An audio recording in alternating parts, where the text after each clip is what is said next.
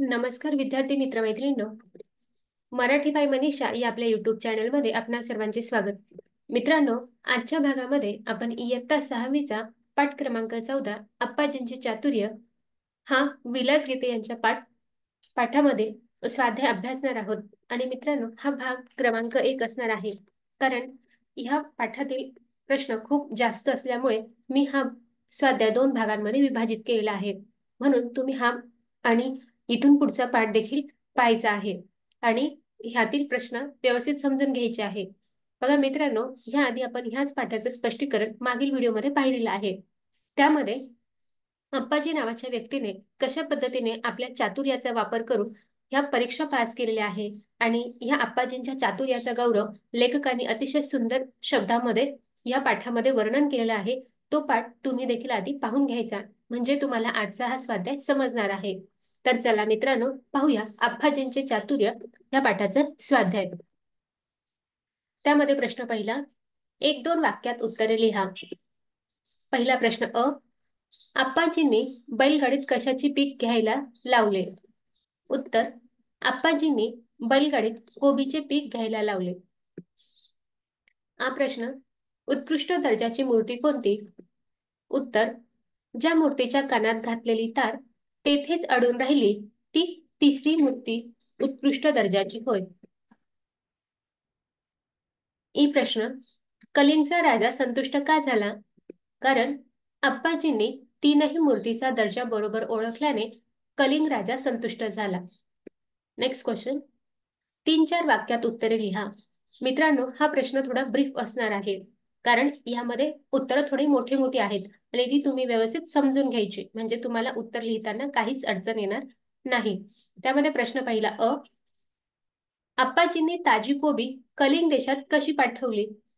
उत्तर, राजाने अप्पाजींच्या सांगण्याप्रमाणे एका गाडीत माती भरून त्यात कोबीच्या बिया पेरून ती कलिंग राज्याकडे रवाना केली. गाडीवान प्रवासात रोज कोबीच्या रोपांना पाणी देत असे. 3 महिन्यांनी ती बैलगाडी कलिंग राज्यात पोहोचली. अशा प्रकारे कलिंग राजाला ताजी कोबी मिळाली. हा प्रश्न, कलिंगच्या राजाने अप्पाजींची दुसऱ्यांदा कशी परीक्षा घेतली? उत्तर, कलिंगच्या राजाने दुसऱ्यांदा एकसारख्या दिसणाऱ्या 3 मूर्ती मागवल्या व म्हणाले, या तीनही मूर्ती दिसायला सारख्या असल्या तरी यातील एक मूर्ती निकृष्ट आहे, दुसरी मध्यम दर्जाची आहे आणि तिसरी उत्कृष्ट आहे. यासारख्या दिसणाऱ्या 3 मूर्तींमधील उत्कृष्ट कोणती ते मला सांगा. अप्पाजी म्हणाले, मी सांगतो खरं. अप्पाजींनी एक लवचिक तार घेतली, ती एका मूर्तीच्या कानात घातली. तेथेच ती तार मूर्तीच्या तोंडातून बाहेर पडली. अप्पाजी म्हणाले, ही निकृष्ट मूर्ती. नंतर अप्पाजींनी ती तार दुसऱ्या मूर्तीच्या कानात घातली. ती तार त्या मूर्तीच्या दुसऱ्या कानातून बाहेर पडली. अप्पाजी म्हणाले, ही मध्यम दर्जाची मूर्ती. तिसऱ्या मूर्तीवरही अप्पाजींनी हाच प्रयोग केला. त्या मूर्तीच्या कानात घातलेली तार तिच्या तोंडातून वा दुसऱ्या कानातून कोठूनच बाहेर पडली नाही. अप्पाजी म्हणाले, ही उत्कृष्ट मूर्ती. अशा प्रकारे कलिंगच्या राजाने अप्पाजींची परीक्षा घेतली. मित्रांनो, हे उत्तर थोडंसं मोठं असणार आहे, तरी ते तुम्ही व्यवस्थित लिहायचं आहे. क्षमा करा, इथे अप्पाजींच्या शब्दाला पला काना द्यायचा राहिला, म्हणजे तो अप्पाजींची परीक्षा घेतली जाईल असा शब्दप्रयोग होतो. पुढे पाहूया पुढचा नेक्स्ट क्वेश्चन, मूर्तीच्या तोंडात घातलेली, क्षमा करा मित्रांनो, इथे मूर्तीच्या कानात पाहिजे होता शब्दप्रयोग, कारण प्रश्नामध्येच हा शब्द चुकीचा आलेला आहे. मूर्तीच्या कानात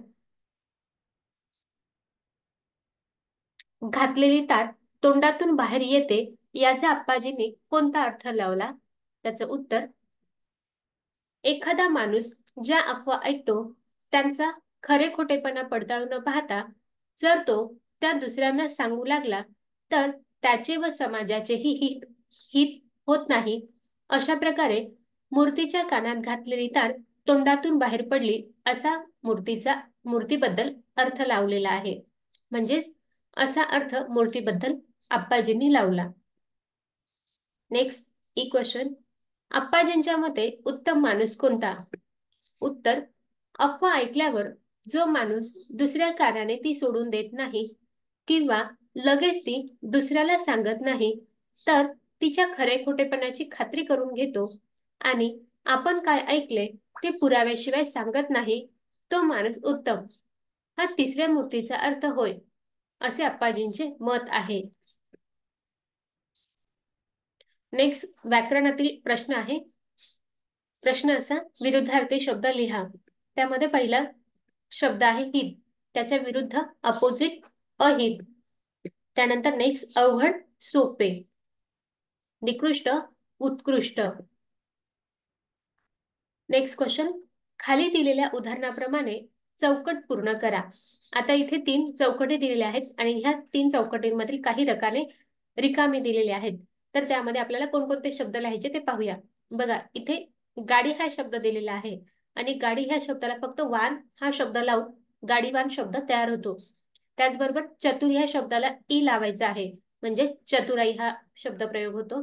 त्यानंतर खरा ह्या शब्दाला पणा हा शब्द लावायचा, म्हणजे तो शब्द होतो खरेपणा. तसाच धनवान धन, महाग महागाई, साधेपणा साधा किंवा साधे, दोघही शब्दप्रयोग चालतील. दयावान दया, स्वस्ताई स्वस्त, शहाणपण म्हणजे शहाणपणा शहाणा, बल बलवान, नवलाई नवल, भोळा भोळेपणा. अशा पद्धतीने आपण ही चौकट पूर्ण केलेली आहे. आता खालील शब्द वाचा व समजून घ्या. त्यामध्ये बघा, अ प्रश्न आहे, चतुर चातुर्य, चोरी चौर्य, क्रूर क्रौर्य, शूर शौर्य, सुंदर सौंदर्य, धीर धैर्य. बघा मित्रांनो, इथे फक्त काय केलेलं आहे, चतुर ह्या शब्दामध्ये शेवटी र आलेला आहे. ह्या रचा उच्चार रफार मध्ये केलेला आहे. त्याचबरोबर इथे देखील री आहे, मग याचा चौर्य हा शब्द होतो. त्यानंतर रचा उच्चार ह्या रफार मध्ये दिलेला आहे. आणि मित्रांनो, आपण इयत्ता 5वी ह्या वर्गामध्ये त्र ची रूप आणि र ची रूप समजून घेतलेली आहेत. तो देखील तुम्ही व्हिडिओ आधी पाहून घ्यायचा, म्हणजे तुम्हाला हे शब्द व्यवस्थित समजतील. त्यानंतर नेक्स्ट क्वेश्चन, खालील शब्दांना तो ती ते शब्द लावून लिंग ओळखा.